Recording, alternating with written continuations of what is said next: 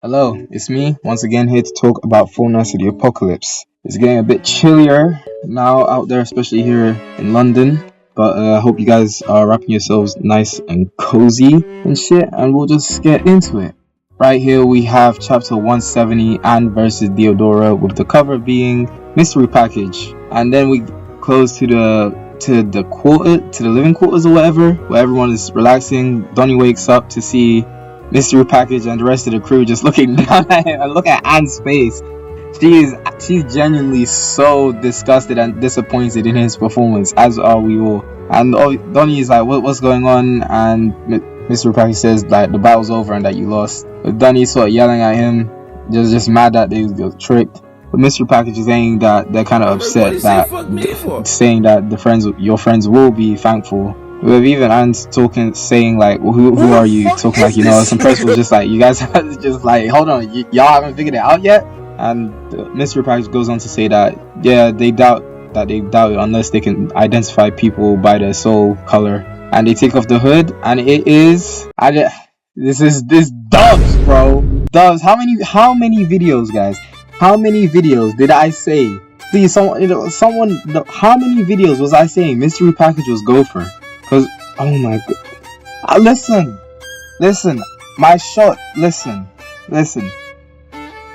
I might have to stop with this prediction stuff. I'm not gonna lie. You know, no. I'll keep up. I'd rather go 0 for 3 than 0 for 9. If you go 0 for 9, that means you stopped shooting. That means you lost confidence. Type shit. And then, but still, anyways, Dub's body starts to stretch and contort back to his regular size, and he explains that the mask is magical and can make you 3 times bigger or smaller, saying that it's called the Wonder Hood, but it won't work on your head. So Donnie asks the obvious question of why you disguise yourself to join in, with Dubs explaining that people from Camelot are actually after him, so that if they found out, it'd be a total drag.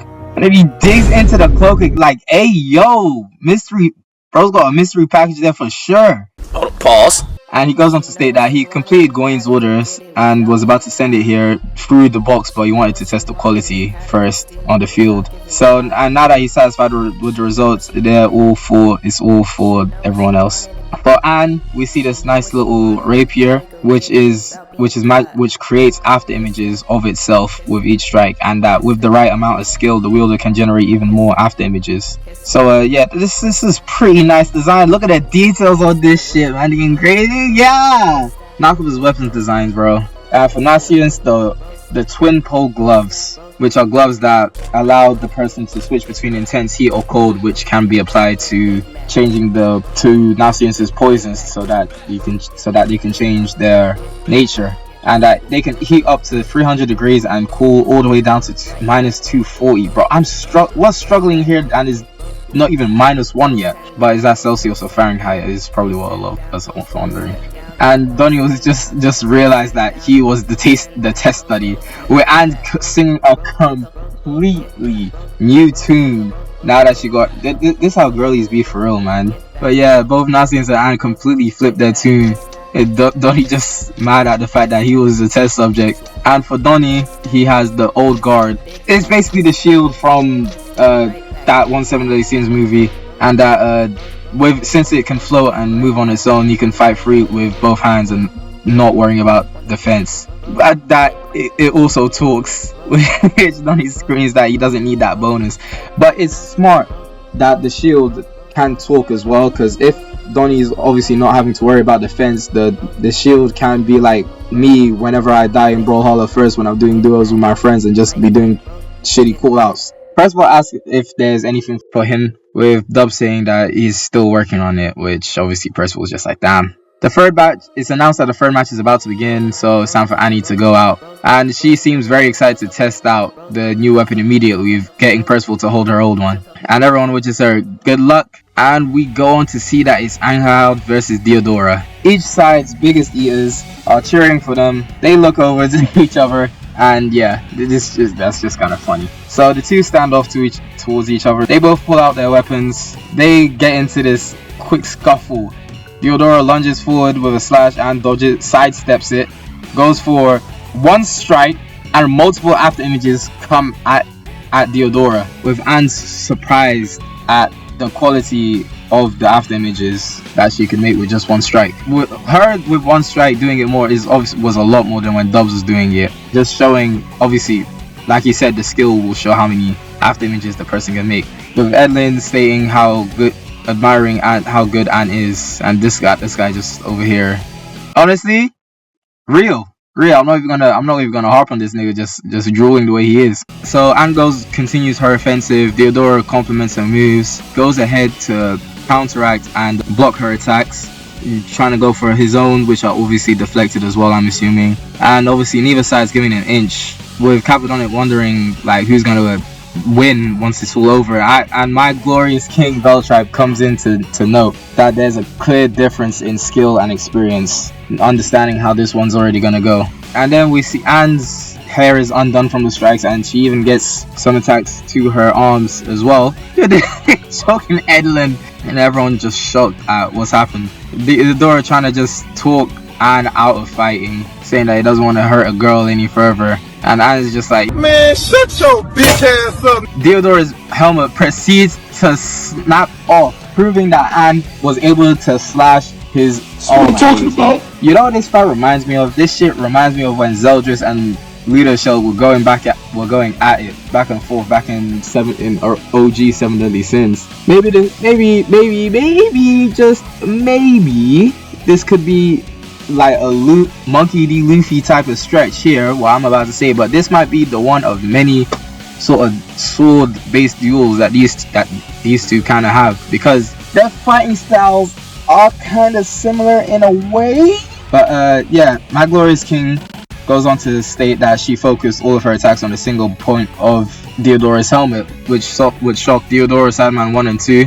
With Anne going on to compliment his talent and obviously from the years of training, but notes that it's probably his first time in actual combat, and that Diodora's never truly risked his life before in battle, and that he was probably loved and cherished growing up, which pisses Diodora off. But it's not like Anne was wrong, and Anne of all people can probably tell, because that's the life that she had before Percival and squad came into her life too. So and then obviously the statement makes Diodora angry, and he begins really showing those Ironside genes, and it just goes on to question what could you possibly know about me, woman, derogatory. And I was just like, I don't really know anything, but you don't really know anything either especially about a person who suffered because of you.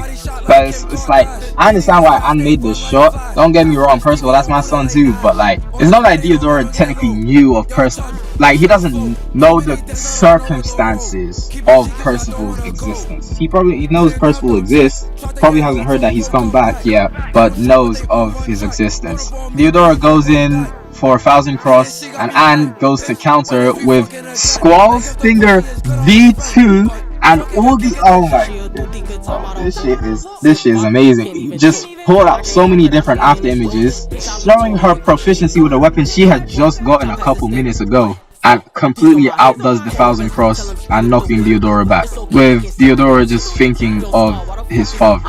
And that is where the chapter ends. So me personally, I don't think this is the end of the fight. If it was, it would have been like Donnie's chapter with just one and done fight. But it seems with the important ones, we're getting multiple chapters. This might be a catalyst for Diodora to awaken his magic power, whether he's an elementalist like Ironside or whatever, or just a different kind of magical ability all of his own origin. So yeah, that'll be interesting to see. General thoughts on this chapter. This was a good chapter. It's cool we got the reveal of who Mr. Package was. I'm shit at predictions once again, as this chapter has proved. Well, I was kind of right with the other air quotes Isold, who I still think is called Isolate, being a false one. That's the only one prediction I have gotten right so far to my recollection. If there's more, please do let me know.